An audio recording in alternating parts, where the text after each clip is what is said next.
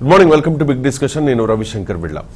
Alcohol చుట్టూ ఆంధ్రప్రదేశ్లో రాజకీయం నడుస్తోంది. జే బ్రాండ్ మద్యంలో హానికారక విషపూరిత పదార్థాలున్నాయని, అవి తాగిన వారి ఆరోగ్యం పాడవుతోందని, వెంటనే జే బ్రాండ్ మద్యాన్ని నిషేధించాలని తెలుగుదేశం పార్టీ డిమాండ్ చేస్తోంది. గతంలో మద్య నిషేధానికి తూట్లు పొడిచిన చంద్రబాబుకు, టీడీపీ నాయకులకు మద్య నిషేధం గురించి మాట్లాడే నైతిక అర్హత లేదు అనేది వైసీపీ నాయకుల వాదన. జే బ్రాండ్ అంటే జగన్ బ్రాండ్ మద్యం, అది కాదని ఇది ఎల్ బ్రాండ్ అంటే లోకేష్ బ్రాండ్ మద్యమని వైసీపీ సభ్యులు అసెంబ్లీ వేదికగా ఆరోపిస్తూ ఉన్నారు. అసెంబ్లీలో సీఎం జగన్ పచ్చి అబద్దాలు చెబుతున్నారనేది టీడీపీ ఆరోపణ. అందుకే సీఎం పేరు జగన్ మోహన్ రెడ్డి కాదు అని జగన్ మోసపు రెడ్డి అని అంటున్నారు. దానికి కౌంటర్ గా అధికార పార్టీ నాయకులు మాది సంక్షేమ బ్రాండ్ అని, నారా వారిది సారా బ్రాండ్ అని ఎద్దేవా చేస్తూ ఉన్నారు. మద్యం చుట్టూ తిరుగుతోన్న ఆంధ్రప్రదేశ్ రాజకీయం పైనే ఇవాల్టి బిగ్ డిస్కషన్ లో చర్చిద్దాం. చర్చలో పాల్గొనేందుకు మనతో ఉన్నారు కొండ రాజీవ్ గాంధీ గారు, వైఎస్ఆర్ కాంగ్రెస్ పార్టీ అధికార ప్రతినిధి, పిల్లి మాణిక్యరావు గారు, తెలుగుదేశం పార్టీ అధికార ప్రతినిధి, శాంతి ప్రసాద్ గారు, జనసేన పార్టీ నాయకులు, అలాగే హైకోర్టు అడ్వకేట్. మరి కాసేపట్లో కేఎస్ ప్రసాద్ గారు కూడా పొలిటికల్ అనలిస్ట్ జాయిన్ అవుతారు. Good morning and welcome to 99 TV. ముందుగా శాంతి ప్రసాద్ గారు, మద్యం చుట్టూ తిరుగుతోన్న ఆంధ్రప్రదేశ్ రాజకీయం మనం చూస్తూనే ఉన్నాం గత కొన్ని రోజులుగా.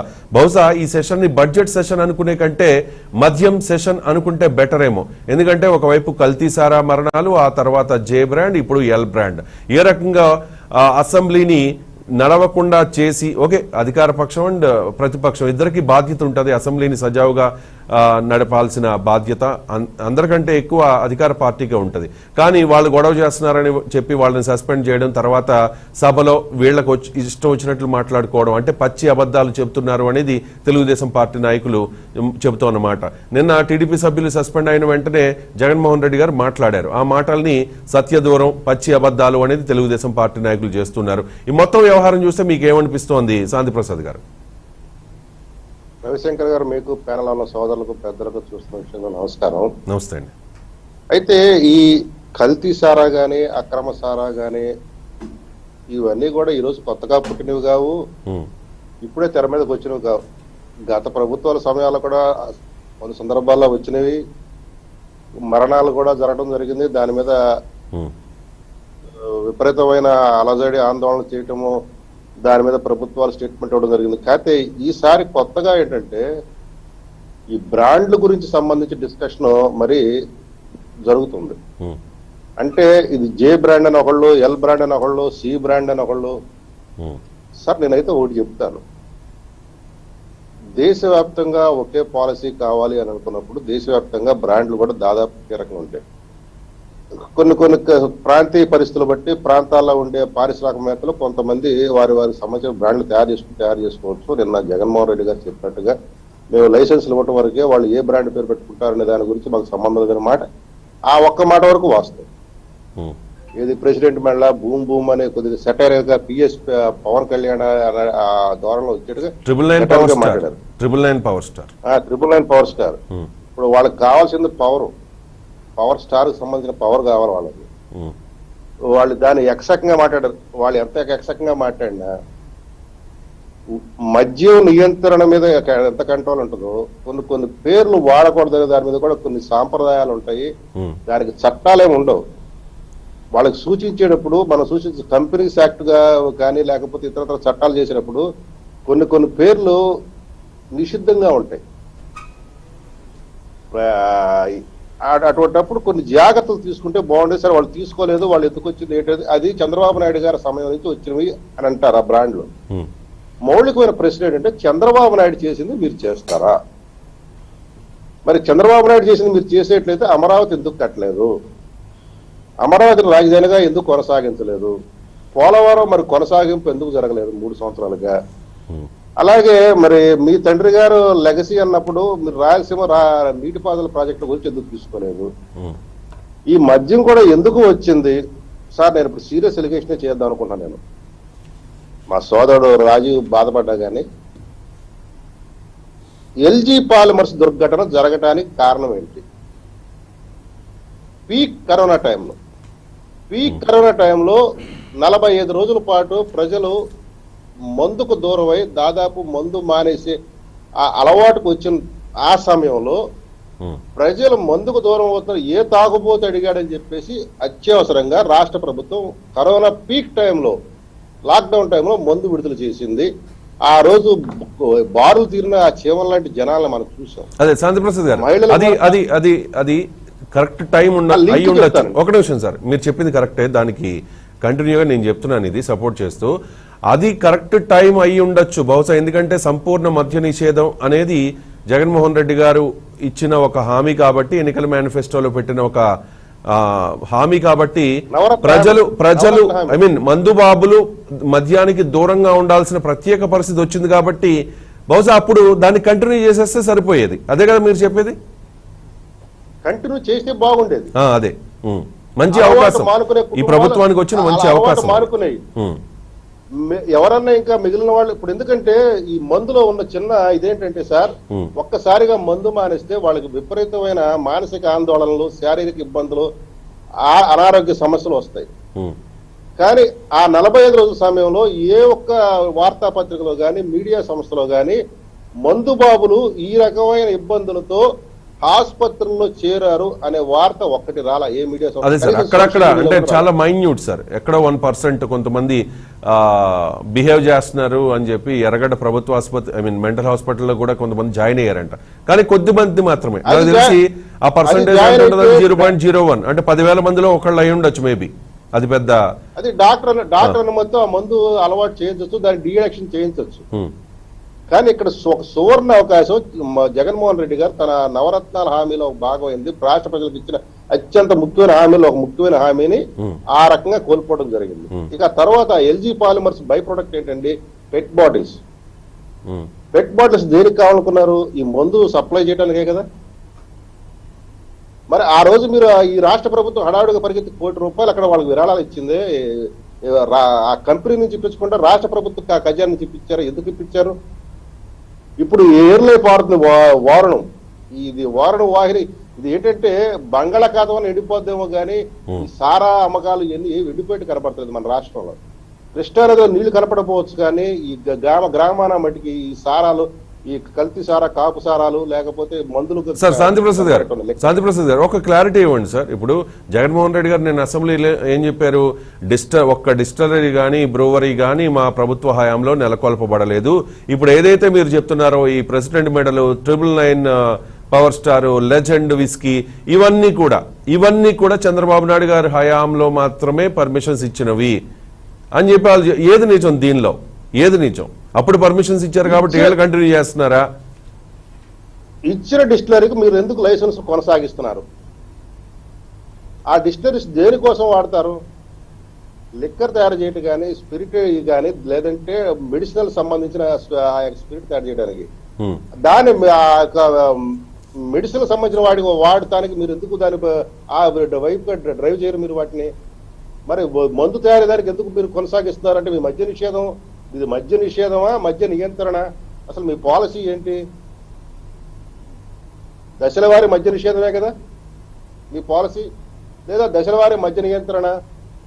అది మీకు మీరే ఆలోచించుకోవాలి. ఇక్కడ నేను ఒక్కో విషయం చెప్పదలుచుకున్నాను. నిన్న జగన్మోహన్ రెడ్డి గారు చేసిన అసెంబ్లీలో చేసిన స్టేట్మెంట్ కొద్దిగా చాలా తీవ్రంగా అభ్యంతరకరమైంది. అది ఏంటంటే ప్రతిపక్షాలు, ముఖ్యంగా చంద్రబాబు నాయుడు ఉద్దేశించి అనుకోండి, అది మాకు సంబంధం లేదు, మందుకు సంబంధించిన ఈ యొక్క దీని మీద చెడు ప్రభావం చూపించి దుష్ప్రచారం చేసి మందు అమ్మకాలు తగ్గించి తద్వారా రాష్ట్ర ఆదాయం దెబ్బకొట్టాలనుకున్నారు. తద్వారా అక్కా చెల్లెమ్మలకు ఇచ్చే నవరత్నాలకి ఆదాయం లేకుండా చూడాలనుకుంటున్నారు. అంటే నువ్వు ఏం చేయదలుచుకున్నావు? ఏ అక్కా చెల్లెమ్మలకు నువ్వు చెప్తున్నావో వాళ్ళ గోల్డ్ కొట్టి వాళ్ళ కుటుంబాల్లో ఉన్న సొమ్ముని నువ్వు విపరీతమైన ధరలు పెంచిన ఈ డబ్బుకు మీరు ఈ మందుకు ఖర్చు చేయించి వాళ్ళని ఆర్థికంగా కాకుండా కుటుంబ పరంగా, సాంఘిక పరంగా, ఆరోగ్య పరంగా అన్ని రకాలుగా వాళ్ళని విధ్వంసం చేసి మళ్ళీ నువ్వు దెబ్బతిన్నావు. ఎట్లా ఉందంటే ఎవడో అంట గతంలో చంపిన తర్వాత వాడిని చంపేసేసి మళ్ళీ వెళ్ళి పూలమాల వేసాడంట. ఆ తీరుగా లేదా ఇది? ఒక పక్కన కుటుంబాలను నాశనం చేసే ఈ లిక్కర్ రక్కసనేమో ప్రోత్సహిస్తూ మా దాని వచ్చిన డబ్బులతో మళ్ళీ వాళ్ళకే మీరు లేపనం రాస్తారా? ఏది నవరత్నాలు అనే దీంతో? ఇది ముఖ్యమంత్రి స్థాయి వ్యక్తి చేసిన స్టేట్మెంట్, అందులో నిండు అసెంబ్లీలో చాలా గర్హనీయం. అసలు ఏ మాత్రం కూడా దీన్ని అప్రిషియేట్ చేసే ప్రతిపక్షాలు అప్రిషియేట్ చేసే పని లేదు. ప్రజలు అసలు దీన్ని చాలా తిరస్కరిస్తారు. ఎవరన్నా ఆహ్వానిస్తారంటే వైసీపీ నాయకులు ఆహ్వానిస్తూ, వైసీపీ కార్యకర్తలు ఆహ్వానిస్తూ, కానీ ఇది మటుకు చాలా ఘోరమైన స్టేట్మెంట్ ఒక ప్రభుత్వ అధినేత నుంచి. అసలు మీ పాలసీ మధ్య నియంత్రణ లేకపోతే మధ్య నిషేధమా? ఇది ఇప్పుడు తేల్చి చెప్పాలి రాష్ట్ర ప్రజలకు. ఎస్, చంద్రబాబు నాయుడు చేశాడంటే చంద్రబాబు నాయుడు చేశాడు, ఫలితం అనిపించాడు. మీరు అదే దారిలో వెళ్తారంటే ఇక మీ ఇష్టం, మీ కర్మ. రైట్. మణిగ్రావ్ గారు, నారా వారధి సారా బ్రాండ్ ఇది సరికొత్త వైసీపీ నాయకులు చెప్తా ఉంది. మీరు మొన్నటి వరకు జే బ్రాండ్ అన్నారు, వాళ్ళు ఇప్పుడేమో ఎల్ బ్రాండ్ అంటున్నారు. ఇంకా మీరు చాలా కామెంట్స్ చేశారు ఈ మద్యం విషయంలో అసెంబ్లీ వేదికగా. సో ఇప్పుడు వాళ్ళు ఏమంటున్నారంటే నిన్న జగన్మోహన్ రెడ్డి గారు అన్నది నారా వారధి సారా బ్రాండ్ అని చెప్పేసి. సో ఏం చెప్తారు? ఇప్పుడు అసెంబ్లీ వేదికగా జగన్మోహన్ రెడ్డి గారు పచ్చి అబద్ధాలు చెప్పారు అన్నది మీ నాయకులు చెప్తాన్నమాట, మీలాంటి నాయకులు అందరూ చెప్తాన్నమాట. కానీ అవకాశం ఇచ్చింది మీరే కదా. మీరు సభలో ఉండి అడ్డుకోవచ్చు కదా జగన్మోహన్ రెడ్డి గారు ఏదైనా అబద్ధాలు చెప్తుంటే మీ సభ్యులు. నమస్కారం అండి రవి గారు, అట్లాగే ప్యానెల్లో ఉన్న పెద్దలకు, వీక్షకులందరూ కూడా నమస్కారం. నమస్తే. ఈరోజు అసెంబ్లీ సమావేశాలు చూస్తా ఉన్నాం. దాదాపు రాష్ట్రంలో కల్తీ సారా తాగి ఎంతమంది చనిపోయారో కూడా రాష్ట్రంలో ఉన్నటువంటి ప్రతిపక్షాలన్నీ చెప్తా ఉన్నాయి. ఎవరైతే బాధితులు ఉన్నారో బాధితులు కూడా వాళ్ళ గోడు ఎల్లబోసుకుంటా ఉన్నారు. ఘోరమైనటువంటి విషయం ఏంటంటే ఎవరైతే కల్తీ సారా తాగి చనిపోయారో ఆ మరణాలన్నీ కూడా సహజ మరణాలని ముఖ్యమంత్రి గారు ఎటువంటి రిపోర్టు తెప్పించుకోకుండానే అవన్నీ కూడా సహజ మరణాలని చెప్పేసి మాట్లాడారు. ఎందుకంటే రాష్ట్రంలో సారా లేదు అని చెప్పడం కోసం చేసినటువంటి ప్రయత్నంగా అసెంబ్లీ వేదికగా అవన్నీ సహజ మరణాలని చెప్తూ అందరి ఆత్మలు ఘోషించే విధంగా, అట్లాగే రాష్ట్రంలో ఉన్నటువంటి ప్రజలందరిని కూడా తప్పుదారి పట్టించే విధంగా చేసినటువంటి ప్రయత్నాలు చూసాం. తెలుగుదేశం పార్టీ మొదటి నుంచి కూడా అసెంబ్లీలో చెప్తానే ఉంది, అవి సారా, నాటు సారా ఎక్కడెక్కడ జరుగుతా ఉంది, ఏ విధంగా ప్రజ్వలిస్తా ఉంది, ఎందుకు దాన్ని ముందుకు తీసుకొస్తా ఉన్నారు, వీటి మీద చర్చ చేయండి, మీకు వచ్చే పెద్ద నష్టం కూడా లేదు. చర్చ చేయటం వల్ల ఎవరన్నా దోషులుంటే వాళ్ళని పట్టుకోవచ్చు, దాన్ని నియంత్రణ చేయొచ్చు, లేకపోతే దాన్ని అరికట్టవచ్చు అని చెప్పేసి చెప్తా ఉంటే వేషజాలకు వెళ్ళి దాన్ని అట్లాగే కొనసాగించే పద్ధతిలో అది సహజ మరణాలని చెప్పుకోవడం కోసం ఒక తప్పు చేసి ఆ తప్పు మీద తప్పు చేస్తా ఉన్నటువంటి పరిస్థితి కూడా మనం చూస్తా ఉన్నాం. ఇకపోతే రాష్ట్రంలో ఇప్పటి వరకు పెద్దలు చెప్పినట్టు రాష్ట్రంలో ఉన్నటువంటి మందులు బ్రాండ్స్ ఏమైతే ఉన్నాయో అవన్నీ కూడా దాదాపుగా విషపూరితమైనవి అని చెప్పేసి ఇప్పటికే అనేకమైనటువంటి చోట్ల చెన్నైకి సంబంధించినటువంటి కంపెనీలో అనాలిసిస్ చేస్తే దాంట్లో కూడా తేలినటువంటి పరిస్థితి ఉంది.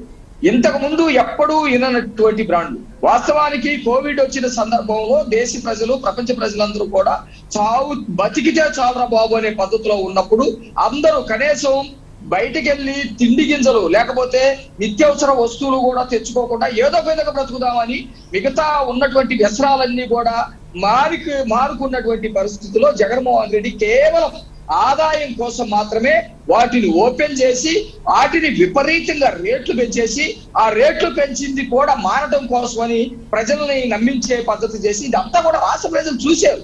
చూసినటువంటి పరిస్థితుల్లో కూడా ఈ రోజు ఎదురుదాడికి వేదికగా అసెంబ్లీ చేసుకున్నటువంటి పరిస్థితి కనపడతా ఉంది. పెద్దలు ఆల్రెడీ శాంతిప్రసాద్ గారు చెప్పారు, తెలుగుదేశం పార్టీకి సంబంధించినటువంటి వాళ్ళు లేకపోతే యాత్ర కోసమో ప్రాస కోసమో మాట్లాడటం వల్ల పెద్దగా ఉపయోగం లేదు. రాష్ట్ర ప్రజలు చూస్తా ఉన్నారు. ఈ మందు తాగటం వల్ల మేము గతంలో కూడా చెప్పాం, పిచ్చి పిచ్చిగా ప్రవర్తిస్తా ఉన్నారని, లేకపోతే తగాదులు అవుతా ఉన్నాయని, రేపులు జరుగుతా ఉన్నాయని, ఆడపిల్లల పట్ల అసభ్యంగా ప్రవర్తిస్తా ఉన్నారని, ఇవన్నీ కూడా రకరకాల రసాయనాలతోటి, విషపూరితమైనటువంటి ప్రమాదకరమైనటువంటి రసాయనాలతోటి ఈ బ్రాండ్స్ అన్ని కూడా వస్తున్నాయని చెబితే తెలుగుదేశం వాళ్ళకి మంచి బ్రాండ్స్ దొరకట్లేదా, మీకు మంచి బ్రాండ్స్ లేవా, మంచి బ్రాండ్స్ కోసం మీరు పోరాటం చేస్తున్నారా అని అవహేళన చేసేది. ఒకటే విషయం, ఇక్కడ రెండు ప్రశ్నలు. ఒకటి, ఈ బ్రాండ్స్ ఏదైతే ఉన్నాయో ఇప్పటి వరకు మనం చెప్పుకున్న బ్రాండ్స్ అవి జే బ్రాండ్స్ కాదు, ఎల్ బ్రాండ్స్ అనేది వైసీపీ నాయకుల మాట. ఎందుకంటే అది తెలుగుదేశం పార్టీ హయాంలో చంద్రబాబు నాయుడు ముఖ్యమంత్రిగా ఉన్నప్పుడు పర్మిషన్ ఇచ్చినవని చెప్పి ఆధారాలతో చూపిస్తూ ఉన్నారు. అండ్ సెకండ్ ఏంటంటే, మీరు ఏదైతే లిక్కర్ శాంపిల్స్ తీసుకెళ్లి మీరు చెన్నైలోనో లేకపోతే హైదరాబాద్ లో టెస్ట్ చేయించారో అది అఫీషియల్ గా జరగలేదు, మేబీ దానిలో ఏదైనా మిక్స్ చేసి టెస్ట్ చేసి ఉండవచ్చు అని చెప్తూ ఉన్నారు. వాటర్ లో కూడానట చాలా తక్కువ స్థాయిలో విషపూరితమైన పదార్థాలు ఉంటాయట. 0.0001% ఉంటాయంట. అంత మాత్రాన వాటర్ని తాకుండా ఉండగలమా, వాటర్ని తాకూడదని చెప్పగలమా అనేది కొంతమంది చెప్తున్న మాట. ఇప్పుడు రవి గారు మీరు ఒక విషయాన్ని గుర్తు పెట్టుకోండి, గాలిలో కూడా దుమ్ము ధూళి వస్తది. గాలి పీల్చుకుంటే మనిషి బ్రతుకుతాడు, కానీ గాలిలో దుమ్ము ధూళి ఉందని గాలి పీల్చుకోకుండా ఉంటే చచ్చిపోతాడు. అది శరీరానికి హానికరమైంది కాదు. మంచినీళ్ళలో కూడా కొంత మలినాలు ఉండొచ్చు. మంచినీళ్ళు తాగకుండా ఉంటే మనిషి బ్రతకడు. కానీ మంచినీళ్ళు అంత ప్రమాదకరమైనవి కాదు బాడీకి, అవి అలవాటు చేసుకుంటాయి. కానీ ఇవి విషపూరితమైనవి. Okay, number 1. నెంబర్ 2, తెలుగుదేశం పార్టీకి సంబంధించినవి అని చెప్తున్నారు కదా మీరు. ఎందుకు ఇంత ఎదురుదాడి? తెలుగుదేశం పార్టీకి సంబంధించినటువంటి ప్రతిపక్ష నేతల మీద తప్పుడు కేసులు పెట్టి అరెస్టులు చేస్తా ఉన్నారు. తెలుగుదేశం పార్టీ కార్యకర్తల మీద పోస్టులు పెట్టారని అరెస్టులు చేసి రాష్ట్రం అంతా కూడా తిప్పుతా ఉన్నారు. తెలుగుదేశం డిస్టిలరీలు అయితే మీరు అట్లన్నిటిని సీజ్ చేసి పడేసేయండి, వాళ్ళందరినీ అరెస్ట్ చేసి పడేసేయండి, అది మొత్తాన్ని లేకుండా చేసేయండి. ఇదంతా ఎదురుదాడి. నిస్సిగ్గుగా అసెంబ్లీలో భజన చేయించుకుంటూ ఒక పక్క, మరొక పక్క ఈ ఆదాయం లేకపోతే రాష్ట్రంలో ఉన్నటువంటి ప్రజలకి సంక్షేమాలు ఇవ్వలేము, చంద్రబాబు నాయుడు పెద్ద కుట్ర చేసి ఈ ఆదాయాన్ని ఆపేసి తద్వారా సంక్షేమం లేకుండా చేయాలని ముఖ్యమంత్రి స్థాయిలో మాట్లాడితే ఏమనుకోవాలి? వాటికి కూడా అపార్థాలుగా వాళ్ళకు ఉన్నటువంటి పత్రికల ద్వారా అపార్థాలుగా రేపొద్దున రోడ్డు మీదకి తీసుకొచ్చేటువంటి పరిస్థితి కనపడతా ఉంది. ప్రజలు చూడలేదా అసెంబ్లీ దేనికి వేదికగా మారిందో? ఒక పక్క భజన చేసుకోవటానికి, ఒక పక్కన లాభాస మాట్లాడటానికి, అమ్మనక్కలు తిట్టుకోవటానికి, దేవుడా ఈశ్వరుడా అని చెప్పి మాట్లాడుకోవటానికి ఒక పక్క, రెండవ పక్కన అబద్ధాలు, తప్పుడు మాటలు, సత్యదూరమైనటువంటి మాటలు, అక్కడ ఎక్కడా కూడా కనీసం వాటికి నమ్మశక్యం కానటువంటి మాటలతోటి వెళ్తా ఉంటే ప్రజలు చూడలేదా? ఓకే, ఎదురుదాడి చేస్తారు. ఎంతకాలం చేస్తారు? ప్రజలు, ఆంధ్ర రాష్ట్ర ప్రజలు అంతా పిచ్చోళ్ళలాగా కనపడుతున్నారు అనుకుంటున్నారా? ఒక పక్కన మనకి ఈ విపరీతమైనటువంటి మద్యం రేట్లు పెంచారు, ఒక పక్క కల్తీ సారా విపరీతంగా ఎక్కడ పడితే అక్కడ. నేను మన డిబేట్ లోనే మాట్లాడుకున్నాం. ఒక్క చోటే కాదు, ఆంధ్ర రాష్ట్రంలో నలుమూలల నుంచి కల్తీ సారా అనేక మంది చనిపోతా ఉన్నారు. లెక్కల్లోకి రానటువంటి లెక్కలు అడిగితే కేసులు పెడతా ఉన్నారు. ఎవరైనా ప్రశ్నించి మా వాళ్ళు కల్తీ సారాతోటే చనిపోయారని ఎవరైనా మాట్లాడితే వాళ్ళ కుటుంబాన్ని ఏదిస్తా ఉన్నారు. ఎంత ఘోరం అంటే చనిపోయినటువంటి కుటుంబాలకు సంబంధించినటువంటి వాళ్ళని తీసుకొచ్చి మా కల్తీ చారాతోటి సరిపోలేదు అని చెప్పండి. లేకపోతే అది సార్ మాట్లాడుకున్నాం, అది కూడా మాట్లాడుకున్నాం మనం. ఇక్కడ ఇంకో పాయింట్ ఏంటంటే కొంతమంది పేర్లు చెప్తూ ఉన్నారు. ఆ డిస్టిలరీలు తెలుగుదేశం పార్టీ నాయకుల చేతుల్లో ఉన్నాయని చెప్పి అయ్యన్న పాత్రుడు గారి పేరు, యనమల రామకృష్ణుడు గారి పేరు, ఇంకా 2 పేర్లు చెప్పారు, నేను మర్చిపోయినవి. సో వాళ్ళ చేతుల్లో ఉన్న డిస్టిలరీల్లో ఈ బ్రాండ్ మద్యం ఎలా తయారవుతుంది అనేది వాళ్ళ అడుగుతున్న ఒక లాజికల్ క్వశ్చన్.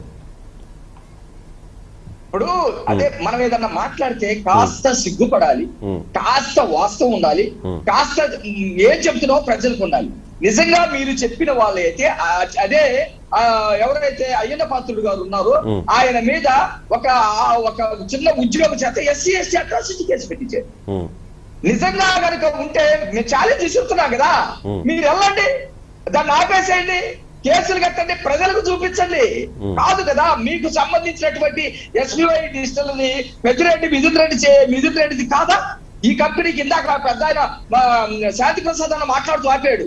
ఇవన్నీ కూడా బాటిలింగ్ ఇబ్బంది అని చెప్పేసి పాత బాటిల్కి సంబంధించినటువంటి బాటిలింగ్ దీనికి వాడటానికి కుదరదు, వాళ్ళకి సంబంధించినటువంటి అనుమతులు అవన్నీ సపరేట్ గా ఉంటాయి కాబట్టి పాత బ్రాండ్లు ఎక్కడ కూడా దొరకవు. ఈ బాటిలింగ్ తయారు చేయడం కోసం LG పాలిమర్లకు సంబంధించినటువంటి దానిలో జరిగేటువంటి రసాయన పదార్థాలన్నీ కూడా తరలించుకెళ్లారని ఒక పెద్ద వాదన ఉంది ఆ రోజుల్లో. ఇవన్నీ కూడా తెలుగుదేశానికి సంబంధం లేనటువంటి ఒక ఎదురుదాడికి వీళ్ళు ప్రారంభించాలని చేస్తా ఉన్నారు. మొత్తం వైసీపీకి సంబంధించినటువంటి వాళ్ళే, వైసీపీకి సంబంధించింది కాబట్టే ఈ విధంగా మీరు రేపు పొద్దున ఎలక్షన్కి వెళ్ళాలంటే ఈ మద్యంతో కోట్లాది రూపాయలు సంపాదించుకొని పక్కన పెడితే తప్ప మనం వెళ్ళలేము. ఆంధ్ర రాష్ట్ర ప్రజలదేముంది, చివరిలో డబ్బులు ఇచ్చి పడేద్దాము, మనం కొడుక్కుందామనే ఒక దుర్మార్గమైనటువంటి ఆలోచనతో ఉన్నట్టుగా అర్థమవుతుంది. మీరు అది కూడా తెలుసు కదా, ఎక్కడ డిజిటల్ చెల్లింపులు లేవు. మీరు ఉప్పుకెళ్ళినా చింతపండుకెళ్ళినా రోడ్డు మీద కూరగాయల బండి పెట్టుకుంటే ఆ బండి దగ్గరికి వెళ్ళి మనకు కావాల్సిన వంకాయో లేకపోతే మునక్కాయో కొనుక్కుంటే దానికి కూడా డిజిటల్ చెల్లింపులు ఉన్నాయి ఇప్పుడు. కానీ మీరు ఎక్కడ మద్యం షాపులకు వెళ్ళి ప్రభుత్వ ఆధ్వర్యంలో జరుగుతున్నాయి. మళ్ళీ అవి ప్రైవేట్ వాళ్ళు గత ప్రభుత్వంలో లాగా ప్రైవేట్ వ్యక్తుల దగ్గర ఉంటే కూడా మనం అది అనుకోవచ్చు. ప్రభుత్వం డిజిటల్ మనీని ప్రోత్సహించాల్సి. రైట్ అండి. రాజు గారు ఏం చెప్తారు? అసెంబ్లీ వేదికగా పచ్చి అబద్ధాలు ఆడారు జగన్మోహన్ రెడ్డి గారు అనేది తెలుగుదేశం పార్టీ నాయకుల ఆరోపణ. ఓకే, గతంలో ఆ డిస్టిలరీలు తెలుగుదేశం పార్టీ నాయకుల పేరు మీద ఉండొచ్చు, కానీ ఇప్పుడు నడిపించేదంతా కూడా మీ పార్టీ నాయకులంట, మీ పార్టీకి మీ జగన్మోహన్ రెడ్డి గారు సీఎం జగన్మోహన్ రెడ్డి గారి బంధువులట, అనుచరులట. సో గతంలో మనం చూసాం అన్ని బ్రాండ్లు అందుబాటులో ఉండేవి, కానీ అప్పుడు పర్మిషన్ ఇచ్చిన బ్రాండ్లు మాత్రమే, అంటే చంద్రబాబు నాయుడు గారి హయాంలో కొన్ని బ్రాండ్లకు పర్మిషన్ ఇచ్చారు అని చెప్పి మీరు కొన్ని లిస్ట్ తీసుకొచ్చారు కదా. నేను జగన్మోహన్ రెడ్డి గారు చదివి వినిపించారు కదా, ఈ president medal, 999 power star, legend whisky, ఇవన్నీ కూడా. సో అవి మాత్రమే ఎందుకు కనిపిస్తున్నాయి, రెగ్యులర్ బ్రాండ్స్ ఎందుకు కనిపించడం లేదు? ఇలాంటి ప్రశ్నలు అడుగుతూ ఉన్నారు తెలుగుదేశం పార్టీ నాయకులు. రాజు గారు ప్లీజ్ రెస్పాండ్. శంకర్ గారు, మీతో పాటు పాల్గొన్న ప్యానలిస్టులకి 99 టీవీ వీక్షకులందరికీ కూడా నా హృదయపూర్వక నమస్కారాలు, శుభోదయం. సార్, పాయింట్ వైజ్ వెళ్తే ముందుగా జనసేన వారు ఆయన మాట్లాడుతూ కరోనా టైంలో అందరూ మధ్యాహ్నానికి, వాస్తవానికి ఆయన చెప్పిన కొంత వాస్తవం, మా కరోనా టైంలో తిండి గింజలు దొరకడమే చాలా వరకు ఇబ్బంది అయింది, మందుకు చాలా మంది దూరం అయినటువంటి మాట నిజమే. కానీ ఆయన చెప్పిన పద్ధతి ఎలా ఉందంటే అశ్వత్థామ కుంజరథ అన్న చందంగా ఆయనకి వాస్తవాలు తెలిసినప్పటికీ వాస్తవాలు దాచే విధంగా మాట్లాడటం జరిగింది. సార్, మీకు తెలీదా, నాకు తెలీదా, ప్రపంచానికి తెలీదా, ఎవరైతే మందుకు బానిసైనటువంటి వ్యక్తులు మందు దొరక్క శానిటైజర్లు తాగి చనిపోయిన వాళ్ళు ఎంతమంది ఉన్నారో మీరు లెక్కలు తీస్తే తెలుస్తుంది. కరోనా టైంలో ఆ వార్తలు ఎంత విషాదంగా అందరూ అయ్యో ఏంటి ఇంత దారుణం, అంటే ఒక బానిసత్వం అయిపోతే, మద్యం ఒక వ్యసనం అయిపోతే ఈ విధంగా కూడా మనుషులు తయారవుతారా అని చెప్పి ఆ రోజుల్లో అందరూ బాధపడినటువంటి పరిస్థితి. చాలా మంది తెలంగాణలో ఇంకో రాష్ట్రాల్లో కంటే కూడా వాళ్ళందరూ తర్వాత మద్యం దుకాణాలు మనం ఓపెన్ చేయడం జరిగింది.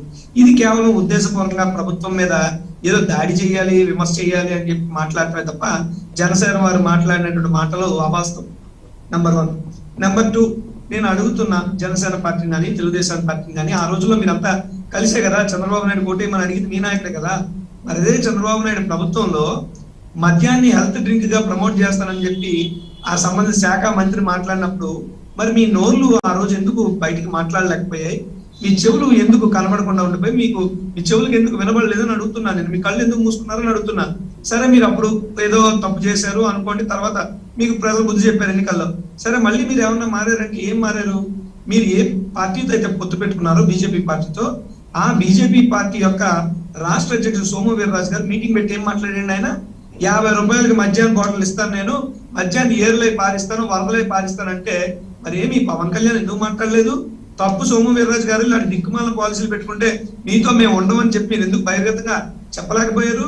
అంటే మీ వాళ్ళు చేస్తేనేమో ఒప్పు, ఎదుటోడు ఎవడన్నా చెయ్యకపోయినా చేసినట్టు వారి మీద తప్పు రుద్దేయటం స్వతహాగా జనసేన పార్టీకి ఉన్న లక్షణమా అని నేను అడుగుతున్నా జనసేన వారిని. మరి సమాధానం చెప్పాలి.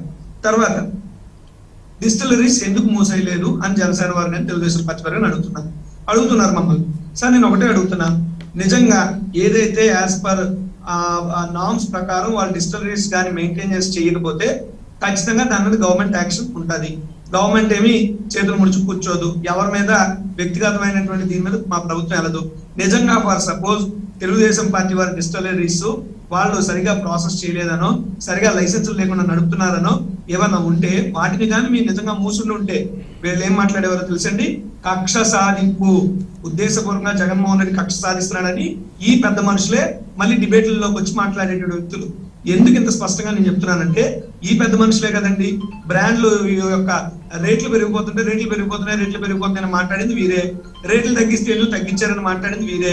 సరే, కొన్ని బ్రాండ్లకు అలవాటు పడ్డారు, కొత్త బ్రాండ్లు చేస్తే దానివల్ల వాళ్ళు తాగుడు తగ్గుతుందనో, రేట్లు పెంచితే తాగే అలవాటు తగ్గుతుందనో మానుకుంటారన్నటువంటి ఉద్దేశంతో మా ప్రభుత్వం ఏదో ప్రణాళికాత్మకంగా మేము చేస్తున్నాం, మేము దశలవారీ మద్య నిషేధం అని చెప్పాం, లేదు అంటే ముట్టుకుంటే షాక్ పట్టు ధరలు అని చెప్పి ఇవన్నీ ఇలా తెలుసు కదా.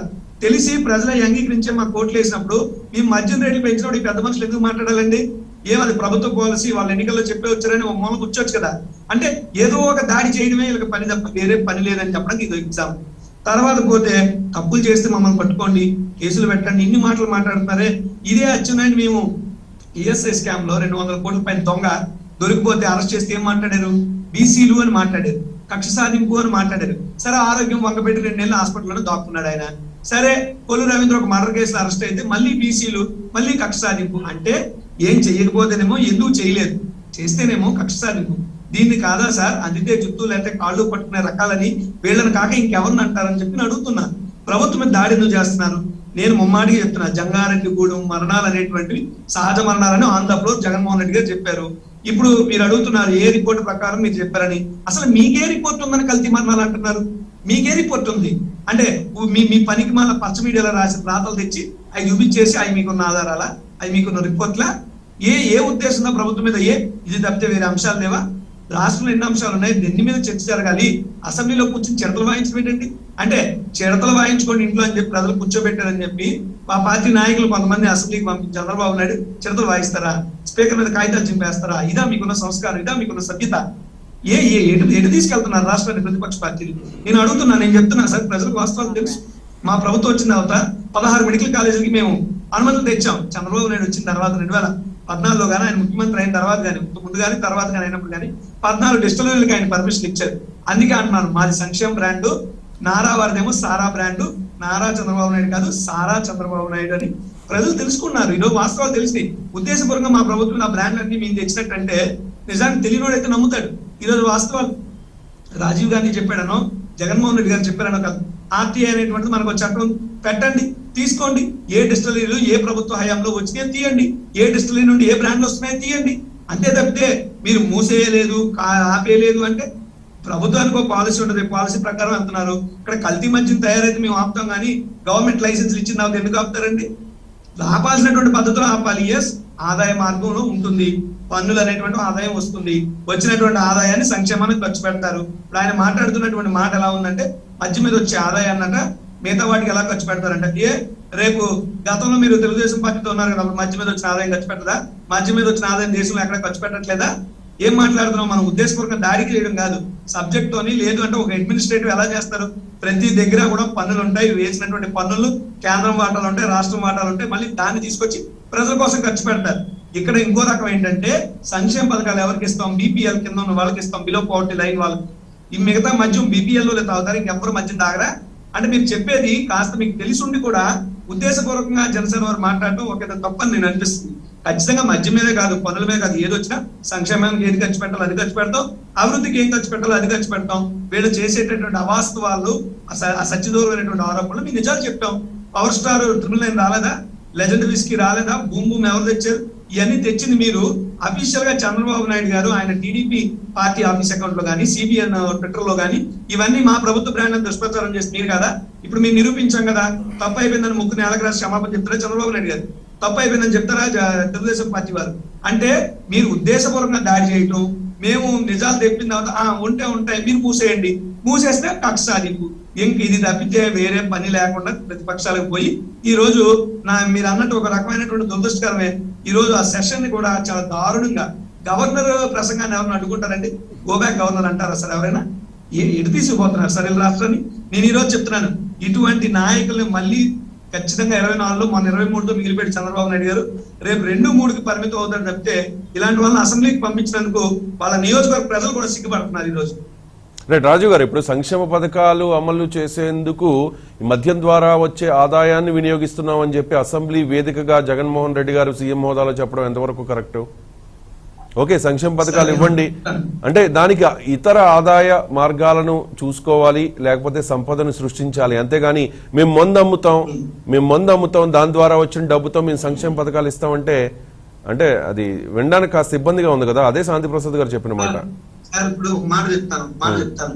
ఇప్పుడు అక్కడ మద్యం మీద డిస్కషన్ జరిగింది కాబట్టి మద్యం మీద వచ్చిన ఆదాయాన్ని ఏం చేస్తున్నారు, లేదా మద్యం ఎందుకు అమ్మకాలు, లేదా మద్యం రేట్లు ఎందుకు పెంచారు ఏదో అడిగినటువంటి సందర్భంలో మద్యం మీద వచ్చినటువంటి ఆదాయాన్ని ఇదిగో ఆ ఆదాయాన్ని మా సొమ్ములకో మా సోకులకో ఏళ్ళగా 100 కోట్ల విమానాల్లో తిరగడానికో కోట్ల జీడిపప్పుల్లో మెక్కడానికో కాదు, ప్రజలకి మేము ఇది చేస్తున్నామని మా నాయకులు చెప్పారు.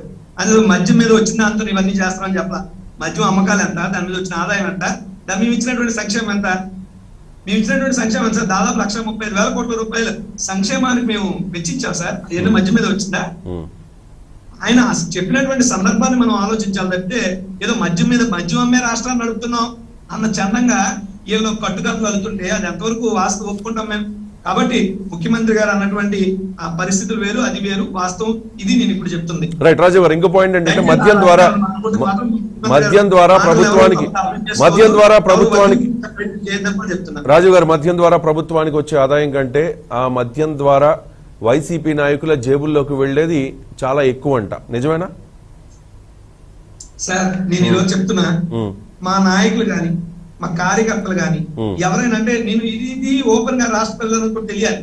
మా ప్రభుత్వం వచ్చాక మేము అందరం ఏమనుకున్నాం అంటే మా నాయకులు గాని కార్యకర్తలు గాని చంద్రబాబు నాయుడు వాళ్ళ కార్యకర్తలకి నీరు చెట్టు పెట్టాడు, డబ్బులు తినిపించాడు, గవర్నమెంట్ దండయాత్ర అన్నాడు, డబ్బులు తినిపించాడు, ఫ్రీయస్ గా అన్నాడు, డబ్బులు తినిపించాడు, ఇంకా అనేక జన్మభూమి కంపెనీ అన్నాడు, డబ్బులు తినిపించాడు, అంత కాకపోయినా 10% అన్న మా కార్యకర్తలు కూడా బాగుపడతారని మా కార్యకర్తలు చాలా మంది అనుకున్నారు.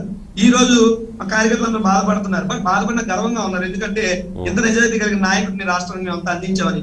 మా కార్యకర్తలు కానీ మా నాయకులు కానీ ఒక్క రూపాయి అవినీతి చేసింది లేదు, అక్రమాలకు పాల్పడింది లేదు. మాది ప్రజా ప్రభుత్వం, చాలా సంక్షేమ ప్రభుత్వం, వెరీ ట్రాన్స్పరెంట్ గవర్నమెంట్. మేము ఇస్తున్నటువంటి డబ్బులన్నీ కూడా ఒక్క రూపాయి ఎక్కడన్నా పక్కకి వెళ్ళే అవకాశం సార్. డైరెక్ట్ బటన్ ట్రాన్స్పరెన్సీ ఉంటే డిజిటల్ పేమెంట్స్ పెట్టొచ్చు కదా, ట్రాన్స్పరెన్సీ ఉంటే డిజిటల్ పేమెంట్స్ పెట్టొచ్చు కదా, ఎందుకు క్యాష్ తీసుకుంటున్నారు? మాణిక్రావు గారు ప్రశ్న. జనసేన వారు టీడీపీ వారు డిజిటల్ పేమెంట్స్ గురించి అడిగి ఆ రకంగా కూడా ప్రభుత్వం అడుగులు వేస్తుంది. ముందు మీకు తెలిస్తే మొన్నే మన పేరు నాని గారు ఆర్టీసీలో ముందుగా అంటే ఆయన ఎంతసేపు మధ్య మీదే వాళ్ళ మైండ్ సెట్ అంతా మధ్య కాబట్టి మధ్య తప్పితే ఇంకేం కనపడదు. మధ్యలోనే కాదు, ఆర్టీసీలో కూడా డిజిటల్ పేమెంట్స్ లేవు. ఆర్టీసీలో కూడా డిజిటల్ పేమెంట్స్ తీసుకొచ్చేందుకు ఆ యొక్క నిపుణులు వేశారు, ఆ రకంగా దాన్ని చేస్తారు. ఆర్టీసీ అయిన మధ్య వస్తారు. ఆర్టీసీ ముఖ్యమా మధ్య ముఖ్యమా? ఆర్టీసీ కదా ముఖ్యం. ముందు ఆర్టీసీ చేస్తున్నారు. వీళ్ళ థాట్ ఎంతసేపు మధ్య మీద ఉంటుంది తప్ప మద్యం ముందుండగా వీళ్ళకి ఇంకేది సరైనా సరే రాజకీయంగా దండగా అనే పరిస్థితులు వాళ్ళ మాటలు వాళ్ళ ఆరోపణలు వాస్తవం లేదు. ముందుగా ప్యానల్ సభ్యులకి, నా ఇండియన్ ప్రేక్షకులకి నమస్కారం.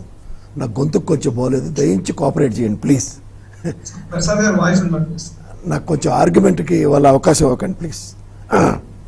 ఇక్కడ 3 విషయాలండి. ఒకటి బ్రాండ్స్, రెండోది జే బ్రాండ్ వెసెస్ ఇవాళ కొత్తగా వచ్చిన పదం ఏంటంటే నారావారి బ్రాండ్స్, పోనీ ఎల్ బ్రాండ్ ఏదో ఒకటి. ఇక్కడ ఈ డిస్టిలరీ యూనిట్స్ ఈ కొత్త ప్రభుత్వం వచ్చిన తర్వాత పెట్టలేదు, నిజమే పెట్టలేదు. గత ప్రభుత్వం నిర్వర్తించిన ఏ డిస్టిలరీ అయితే ఉన్నాయో ఈ ఎస్పీవై రెడ్డి గారు కండువా మార్చిన పాపానికి అది వాళ్ళ బలవంతాన తెలుగుదేశం నెత్తి మీద. ఈ పుట్టా సుధాకర్ యాదవ్ గారు ఎప్పటి నుంచో లిక్కర్ బిజినెస్లో ఉన్నారు, ఆదికేశవ నాయుడు గారు ఉన్నారు. తర్వాత ఇక్కడ బ్రాండ్స్ విషయం వచ్చేసరికల్లానండి, ఉదాహరణకి షావోలెన్స్, నెక్స్ట్ రాయల్ స్టాగ్ ఇలాంటి బ్రాండ్స్ కొన్ని ఉంటాయి కదా, వీటి మీద ఎవరికి అప్రహెన్షన్స్ ఉండవు. అవి వాస్తవానికి ఈ బ్రాండ్స్తో జరిగే దోపిడీ కానీ లేదంటే వాటి మీద అవినీతి కానీ జరగవు. ఎందుకు అంటే ఇవి నేషనల్ వైడ్గా ఏ రాష్ట్రంలోనైనా ఇవి స్టాండర్డ్ మద్యం సరఫరా చేయబడుతుంది. ఇది కాకుండా చీప్ లిక్కర్ అన్నది ఉంటుంది. ఈసారి ఈ ప్రభుత్వానికి వచ్చిన పెద్ద ఉపద్రవం ఏంటంటే లిక్కర్ షాపులు కానీ లిక్కర్ని కానీ ప్రభుత్వ ఆధ్వర్యంలో నలపబడుతున్నాయి. గతంలో ఉన్నట్టు కాకుండా ఈసారి ముఖ్యంగా ఆదాయ వనరుగా ఎందుకు ఎస్టాబ్లిష్ చేయబడిందంటే 2014 నుంచి ఒక్కసారి కనుక ఆదాయాన్ని చూసుకుంటే గత ప్రభుత్వానికి ఈ ప్రభుత్వానికి కంపారిజన్ చూసుకుంటానండి, 65,000 కోట్ల మద్యం కనుక చూసుకుంటే 2014లో 11,569.51 కోట్ల ఆదాయం నుంచి ఇవాళ 21-22కి అంటే ఈ నెల 22వ తారీఖుకి 24,714 కోట్లు. ఇన్ ద సేమ్ సినారియో 16-17లో 4,644.66 కోట్లు మద్యం అమ్మకాల ద్వారా రెవెన్యూ. అంటే మనం చూడండి, ఇప్పుడు రాష్ట్ర ఖజానాకి లెక్క పెట్టవలసింది ఏంటంటే ట్యాక్స్ రూపంలో ఏదొస్తోంది అన్నదే. అది కూడా కంపేర్ చేసుకుంటే 22-23 బడ్జెట్ అంచనా 16,500 కోట్లకు వచ్చింది, సవరించిన అంచనా 14,500 కోట్ల నుంచి 16,500 కోట్లు. ఇక్కడ 3 విషయాల్లో చూసుకుంటేనండి బాట్లింగ్ అన్నది పెద్ద ఛాలెంజ్ లిక్కర్ పరిశ్రమలో. అంచేది ఏంటంటే రైట్ టు ఇన్ఫర్మేషన్ యాక్ట్ ప్రకారం మేము సంపాదించిన దాంట్లో గత ప్రభుత్వం ఇచ్చిన జీవోలో ఏవైతే బ్రాండ్స్ ఉన్నాయో వీళ్ళు కొత్తగా 100 బ్రాండ్ల పేర్లు వీళ్ళు కూడా ఇప్పుడు నెక్స్ట్ ప్రభుత్వం మారిందనుకోండి, వీళ్ళు కూడా చూడండి గత ప్రభుత్వంలో చూసారా ఎన్ని బ్రాండ్లు వచ్చాయో అని 100 బ్రాండ్లు రెడీగా ఉన్నాయి, వాటి పేర్లకు ఇంకా బయటికి రావట్లే. వాస్తవాన్ని మీరు గమనించగలిగితే ఈ ప్రెసిడెంట్ మెడలను లేదంటే పవన్ కళ్యాణ్ గారిది పవర్ స్టార్ బ్రాండ్ అనో లేకపోతే లెజెండ్ అనో ఎస్టాబ్లిష్ చేస్తున్నవన్నీ గత ప్రభుత్వం ఒక ప్రీమియంగా ఇచ్చిన బ్రాండ్స్ ఎస్టాబ్లిష్. ఇవేం చేశారంటే ఈ బ్రెవరేజెస్ కంపెనీస్లో చీప్ లిక్కర్ ఏదైతే తయారు చేస్తున్నారో వాటికి ఈ ట్యాగ్స్ పెట్టి ఇవాళ ఏంటంటే పేక మీదకి వచ్చిన తర్వాత ఇది ఎక్కడికి వచ్చింది? పేక మీదకి జంగారెడ్డిగూడెం మరణాలకి చీప్ లిక్కర్ రేట్లు పెరిగినది. ఈ రెండు ముడిపెట్టి మాట్లాడుతున్న అంశాల్లో. దీనికి ఇంకొక విషయం ఏంటంటే గత ప్రభుత్వంలో స్పిరిట్, నేను ఎన్నోసార్లు చెప్తున్నది, స్పిరిట్ రేట్ ₹5.40 చిల్లర ఉండేది. ఇప్పుడు ₹27.75 పెట్టి ప్రభుత్వమే కొంటుంది స్పిరిట్. అంటే ప్రభుత్వ ఖజానా నుంచి పడుతున్న గండిని ఏ విధంగా కాంపన్సేట్ చేసుకుంటుందో చూడండి చీప్ లిక్కర్ మీద. ఇప్పుడు ఇక్కడికి వచ్చేసరికల్లా ఏంటంటే ఈ ప్రభుత్వం తీసుకున్న విధానం ఏంటి? సంపూర్ణ మద్యపాన నిషేధం దశల వారీగా. గతంలో రాజీవ్ గారితో ఇదే డిబేట్లో మనం మాట్లాడుతున్నప్పుడు ఏంటంటే 15 రిహాబిటేషన్ సెంటర్స్ 13 జిల్లాలకు గాను, వైజాగ్లో 2, ఈస్ట్ గోదావరిలో 2. ఇక్కడి నుంచి వచ్చేసరికి ఏమైందంటే అవి 25 సెంటర్లని డీడక్షన్ సెంటర్స్ని 25 పెంచుతామని ఆ 25కి 4.8 కోట్లు కేటాయించిన ప్రభుత్వం కింద అభివర్ణించినప్పుడు ఇందాక పెద్దలు శాంతి ప్రసాద్ గారు చెప్పారు చూడండి, కరోనా పాండమిక్ సిచ్యువేషన్లో ఈ విధంగా అడ్రస్ కాకపోతున్నప్పుడు ఒక గోల్డెన్ ఆపర్చునిటీ, ఆ ఆపర్చునిటీని ఈ రీహాబ్ సెంటర్స్ త్రూగా ఇంకా పెంచి మద్యపాన నిషేధానికి కనుక పునాదులు వేసి ముందుకు తీసుకెళ్తే ఈ ప్రభుత్వానికి మన్ననలు వచ్చుందరు. కానీ ఇవాళ జంగారెడ్డిగూడెం మరణాలు కానీ సబ్సిక్వెంట్ పరిణామాల్లో ఇబ్బడి ముబ్బడిగా రేట్లు పెంచిన ఈ మద్యం ఓవరాల్గా చూసుకుంటానండి. మీరు వైజాగ్లో ఉన్న రాజీవ్ గారు మీకు అర్థమవుతుంది, చందన బ్రదర్స్, కనకమహాలక్ష్మి అండ్ పక్కన రేమండ్ షోరూమ్ ఉంటే సాయంత్రం కాలం 3 బ్యాలెన్స్ షీట్లు తీసి చూడండి, రేమండ్ షోర్ సేల్ వీళ్ళు ఇద్దరితో పాటు సమానంగా ఉంటుంది. కానీ అరవడు మాత్రం ఆ చందన బ్రదర్స్, కనకమహాలక్ష్మిలో ఇసుకేస్తారాలని జనం. సేమ్ సినారియో ఇప్పుడు మీరు ఇక్కడ రేమండ్ షోరూంలో వచ్చిన అవుట్కమ్ లాగా సస్టైన్ రెవెన్యూ మీరు ప్రజల దగ్గర నుంచి లాక్కుంటూ ఎక్కువగా ఓవరాల్గా మీకు ఎక్కడ రెవెన్యూ లాస్ లేకుండా మీరు అనుకున్న పంద ఏది సంపూర్ణ మద్యపాన నిషేధానికి ఇది ఒక వేదిక అని చెప్తున్నారు. కానీ దశల వారీగా తీసుకుంటున్న నిర్ణయానికి 3 సంవత్సరాలు గడిచిపోయిన తర్వాత కూడా మీ దగ్గర నుంచి ఒక్క స్టెప్ కూడా పడలేదు, అట్లీస్ట్ రీహాబ్ సెంటర్స్ నేపథ్యంలో కూడా. అండ్ వాస్తవానికి ఎప్పుడైతే ఇవన్నీ దూరంగా ఉంటున్నాయో, ముఖ్యంగా ఈ బాట్లింగ్ పరిశ్రమతో ముడిపడిన ఈ చీప్ లిక్కర్ దానికి జే బ్రాండ్స్ కన్నా జే ట్యాక్స్ అని ఎస్టాబ్లిష్ చేస్తే చాలా బాగుంటుంది. ఆ తెలుగుదేశం వాళ్ళకి కొంచెం చేస్తారు, సగం చేసి సగం మర్చిపోతున్నారు వాళ్ళు. ఈ జే ట్యాక్స్ అనేది ఎందుకు ఎస్టాబ్లిష్ చేయాలంటే మద్యాన్ని మీరు డిజిటల్ పేమెంట్లు కాకుండా క్యాష్ రూపంలో తీసుకుంటున్నది ఇది కొంతమంది జేబుల్లోకి ఖచ్చితంగా ట్రాన్స్ఫర్ అయింది, ఇది వాస్తవం. ఇది కాదని మీరు ప్రూవ్ చేయాలంటే ఎవరి దగ్గర కాదు. ఇది ఎందుకు తెలుసా? ప్రభుత్వ పరంగా నిర్వర్తిస్తున్న మద్యం షాపుల్లో క్యాష్ తప్ప ఇంకొక ట్రాన్సాక్షన్ యాక్సెప్ట్ కావట్లేదు. అలాంటి తరుణంలో ఈ ట్యాక్స్ ఎక్కడికి పోతుంది? ఎవరి జేబులోకి? అంటే ప్రభుత్వానికి రావాల్సిన ఆదాయంలో కూడా ఎంత గడిపడుతుందో చెప్పమనండి. స్వచ్ఛందంగా ఇవాళ జస్ట్ లైక్ సినిమా టికెట్లు మీరు బడ్జెట్ ప్రవేశపెట్టండి, 100 కోట్లు పైబడితే ఈ రేటు పెట్టుకోండి మీరు చెప్పిన దానికి ఈ మద్యం షాప్ నేపథ్యం ఎందుకు అన్వయించుకోలేకపోతున్నారు?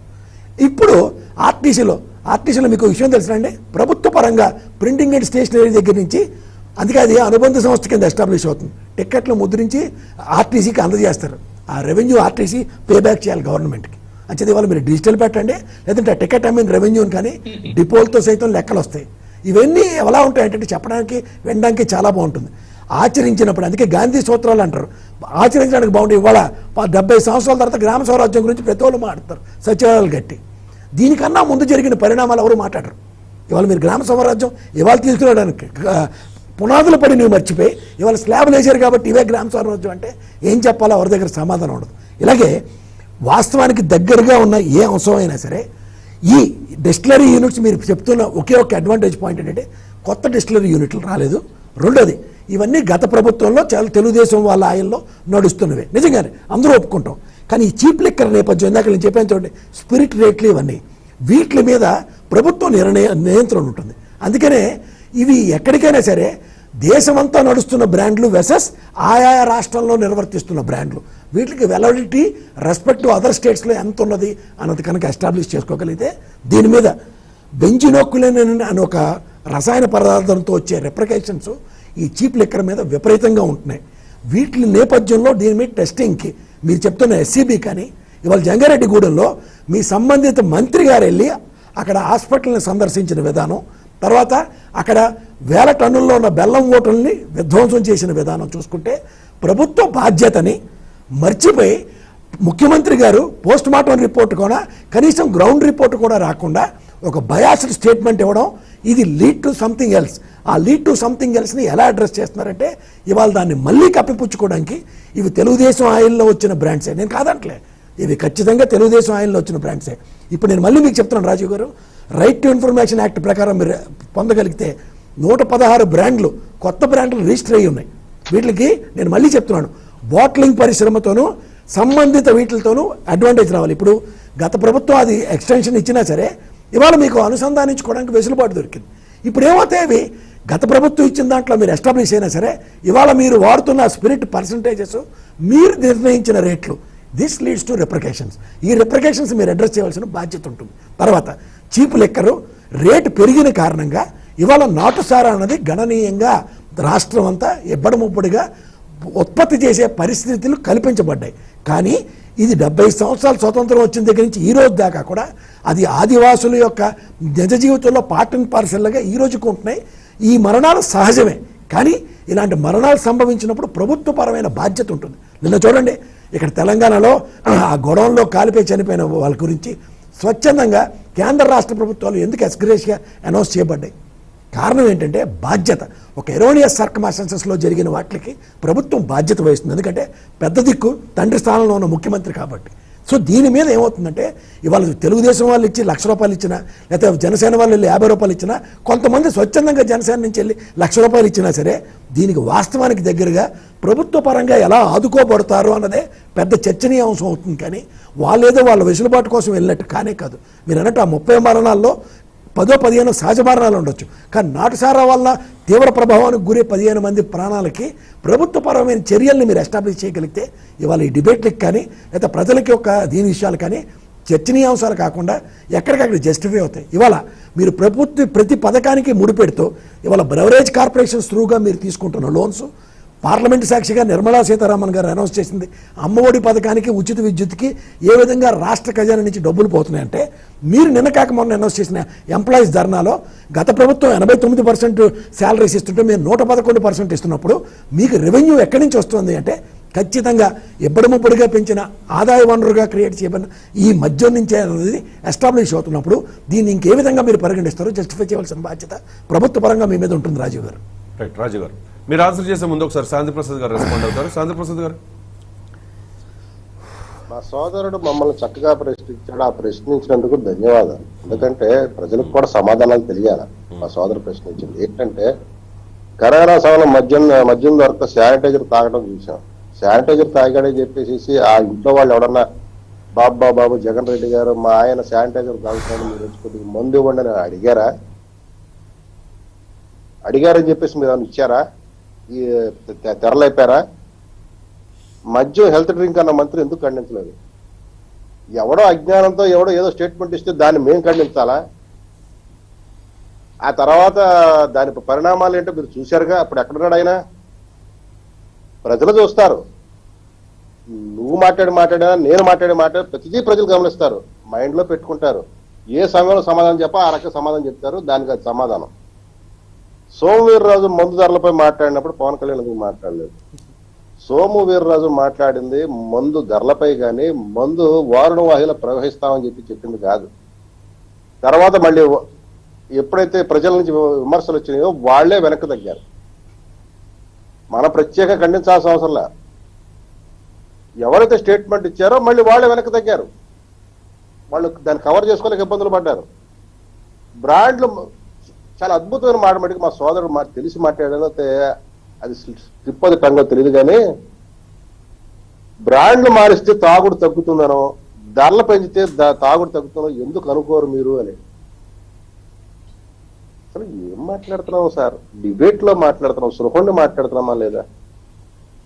బ్రాండ్ పేరు మారిపోతే వాడు మందు కొట్టేవాడు మందు కొడతాం మానేస్తాడా? తగ్గించుకుంటాడా? ఏం ప్రసాద్ గారు మీ అనుభవం చెప్తుందా? బ్రాండ్ పేరు మారిస్తే వాడు మందు కొడతాం మానేస్తాడా?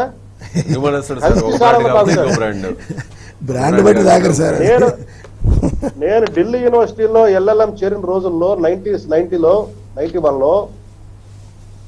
అక్కడ విద్యార్థులు ఒక ప్రాంతం నుంచి వచ్చేవాళ్ళు. వాళ్ళు మత్తు మందులకు బానిసై మత్తు మందులు దొరకకపోతే ఈ మన దగ్గు మందు ఇవి ఉండేవి బెనడ్రిల్ అవి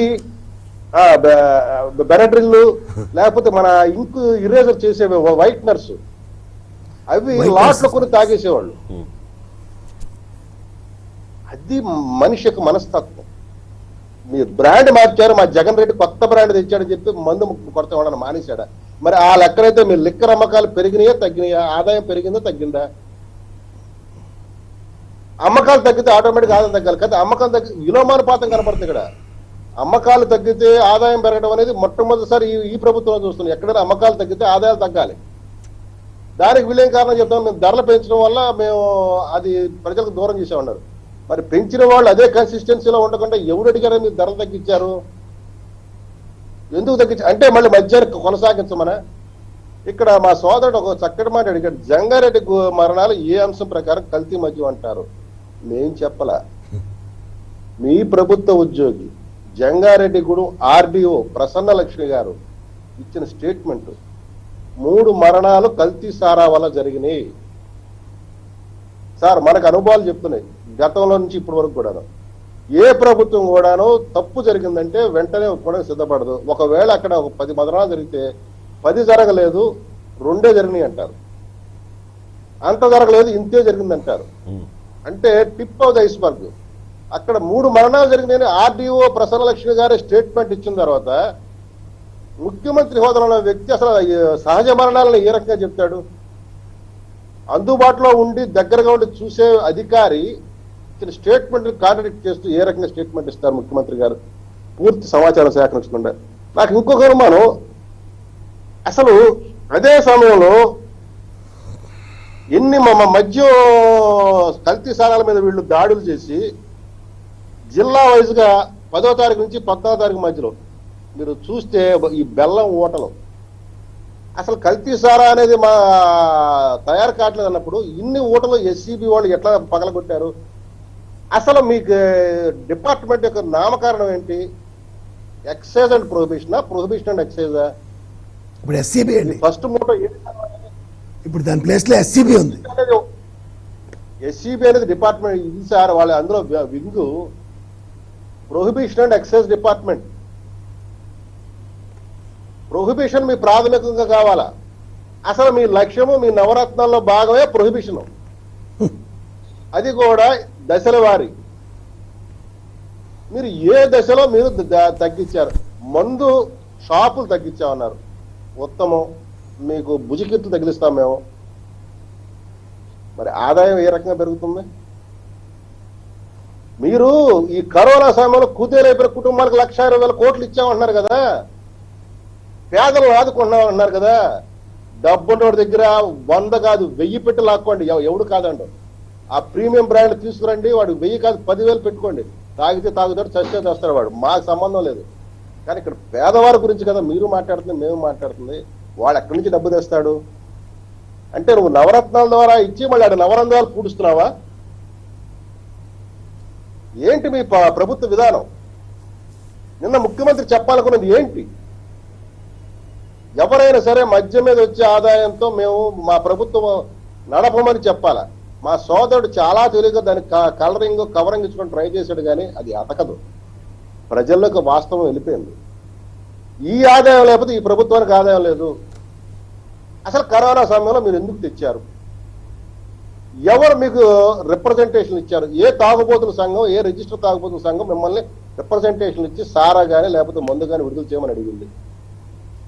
ఎందుకు మీరు కరోనా సమయంలో మీరు శానిటైజర్ తాగి చనిపోయిన వ్యక్తులు తీసుకెళ్లి ఆ డిఅడిక్షన్ సెంటర్లో మీరు చేర్చలేదు? అలా చేరిస్తే ఎంతమందిని చేర్చారు?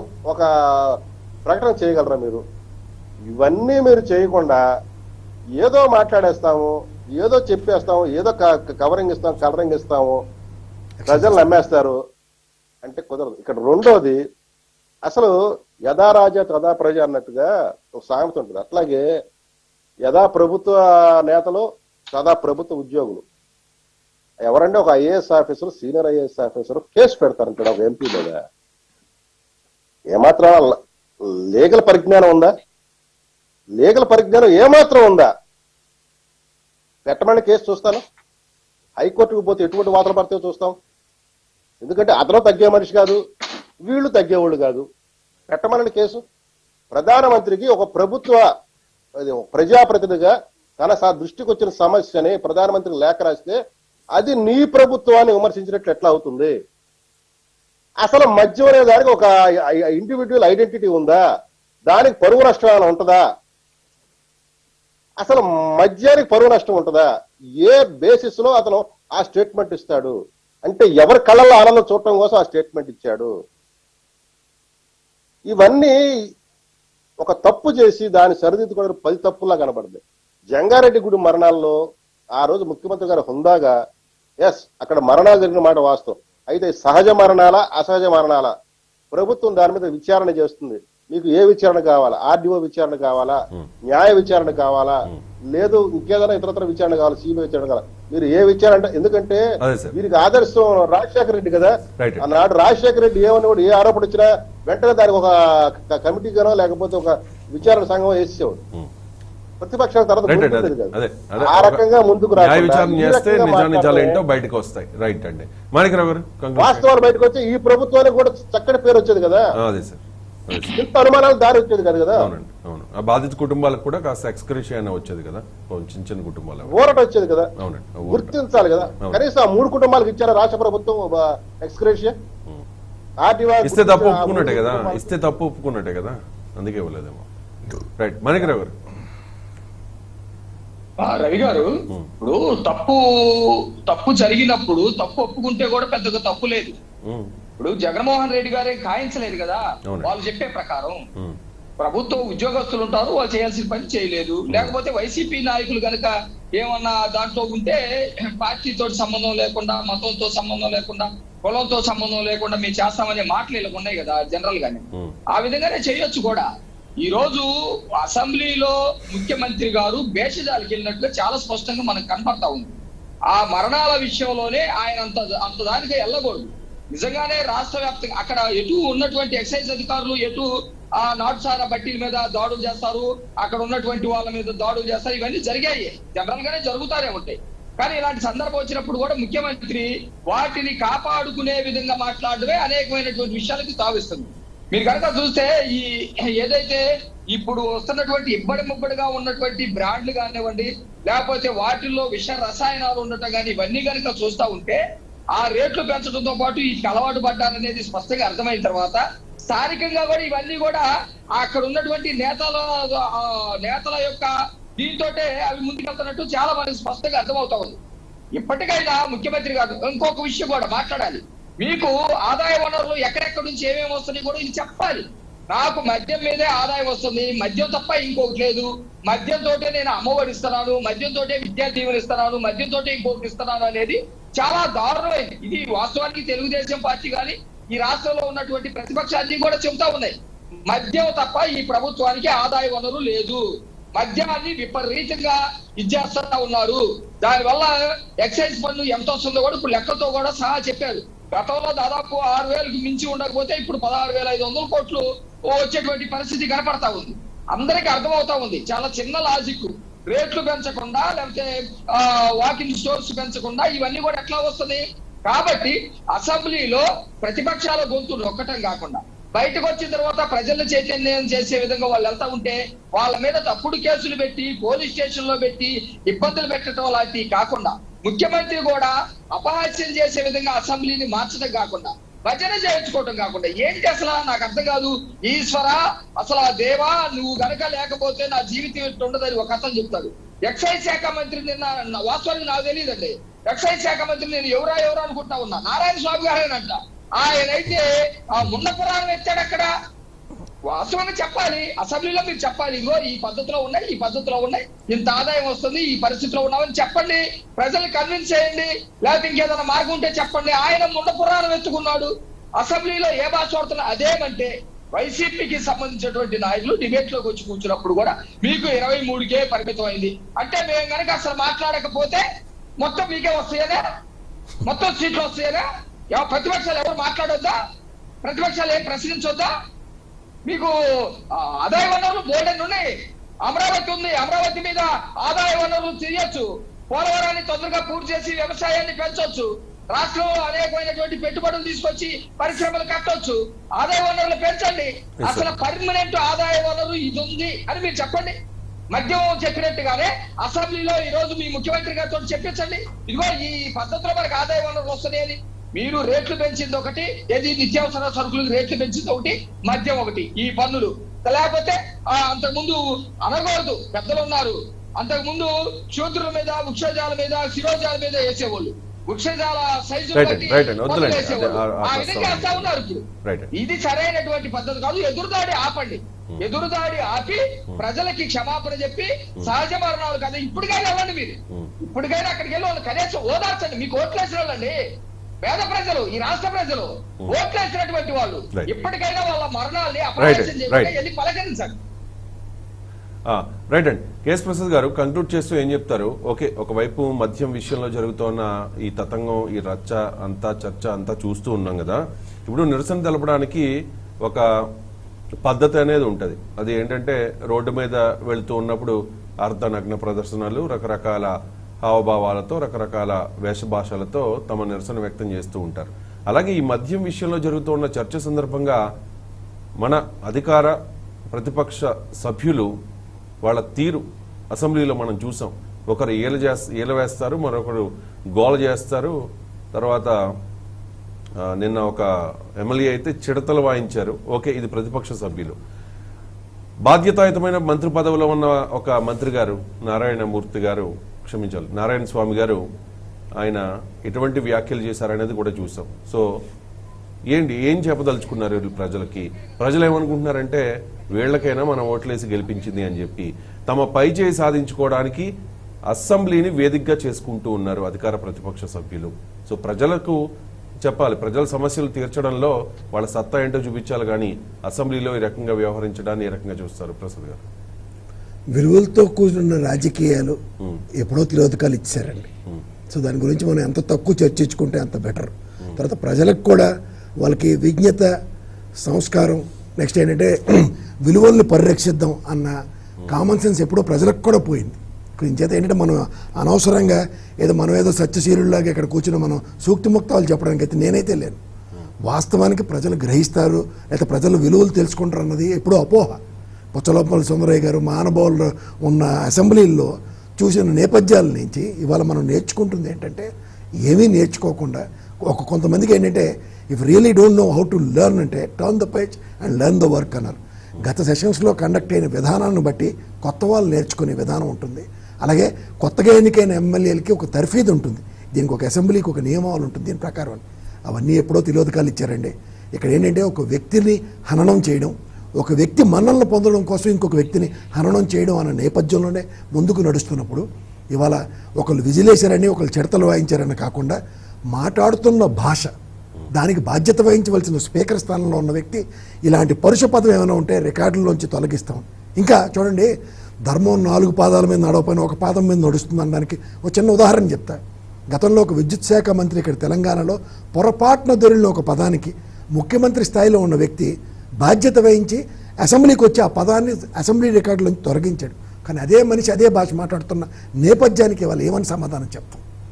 ఒక విధంగా గౌరవం పెరిగింది అనుకున్న టైంలో విత్ ఇన్ నో టైం దాన్ని మళ్ళీ ఆయనే బుల్డోస్ చేస్తూ ఆ విధంగా ఆయనే మాట్లాడుతున్న విషయాన్ని ముడిపెట్టి మాట్లాడుతుంటే ఇక్కడ మనం ఎక్కడికి తీసుకెళ్తున్నాం సమాజాన్ని అంటే, సమాజం ఎలాగో ఆల్రెడీ 6 అడుగులు గోతులో కప్పుబడిపోయి ఉంది. దాన్ని పైకి తీయడానికి ఎవరు ప్రయత్నించినా సరే విలువల్ని పణంగా పెట్టవలసి వస్తుంది. మీరు అది గమనించండి. ఎవరైనా సరే విలువలతో కూడిన రాజకీయ నేపథ్యాల గురించి మాట్లాడమంటే ఎవరైనా నేనైనా శాంతి ప్రసాద్ గారైనా గంటలు చర్చించగలను. విలువలే లేవురా బాబు అని చెప్తుంటే ఇంక విలువలు ఎక్కడి నుంచి తీసుకొస్తామంటే నేనైతే చర్చించలేను, నేను ఎవరికి చెప్పే స్థాయిలో కూడా లేను. కానీ విలువలు వ్యక్తుల యొక్క హననం మీదే ఎక్కువ కాన్సన్ట్రేటెడ్గా ఉన్నప్పుడు బాధ్యత వహించవలసినప్పుడు ఎవరినైనా తీసుకోండి. చిడతలు వహించిన వాళ్ళు ఇదేమైనా ఫస్ట్ టైం నేపథ్యమా? విజిల్ వేసిన వాడికి ఫస్ట్ టైం నేపథ్యమా? అయితే ఒక డిప్యూటీ ముఖ్యమంత్రి స్థాయిలో ఉన్న వ్యక్తి ఆయన విధమైన భాష మాట్లాడడానికి కానీ ఏమైనా రాజకీయాలు మొన్న బొడ్డు కోసి ఎవరైనా అడ్డాలు వేసి కూర్చోబెట్టారు. ఎల్కేజీలో జాయిన్ చేయలే కదా, అసెంబ్లీకి పంపించారు. ఒక 5 లక్షల పైచీలకు ప్రజల యొక్క ప్రాతినిధ్యం వహించమని. ప్రాతినిధ్యం వహించవలసిన అంశాలని ఏ విధంగా చర్చనీయాంశాలు చేస్తున్నారో ఒకసారి చర్చించమనండి. ప్రజలకి వాస్తవ స్థితిగతులకి అర్థమవుతుందా లేదా అంటే ప్రజలు రాజకీయాలను ఎప్పుడో వదిలేశారు. వాళ్ళ స్వార్థ ప్రయోజనాలకి వాళ్ళు అమ్ముకునే పరిస్థితి ఉన్నప్పుడు ఇలాంటి రాజకీయాలే మనందరం చూడవలసి వస్తుంది. అంచేత విలువల గురించి మనం ఎంత తక్కువ మాట్లాడుకుంటే అంత బాగుంటుంది. మన హోందాతనాన్ని మనం కాపాడుకోవాలంటే విలువలు అన్న అంశాన్ని అది ఒక పదం ఉంది అన్నది మాత్రమే దృక్పథంతోనే చూడాలి. ధన్యవాదాలు. Thank you so much KS Prasad గారు, మాణిక్రావు గారు, సాంద్ర ప్రసాద్ గారు, కొండ రాజీవ్ గాంధీ గారు ఇవాళ బిగ్ డిస్కషన్ లో పార్టిసిపేట్ చేసినందుకు. ఇది ఇవాళ బిగ్ డిస్కషన్. మళ్ళీ రేపు కలుద్దాం. చూస్తూనే ఉండండి 99 టీవీ.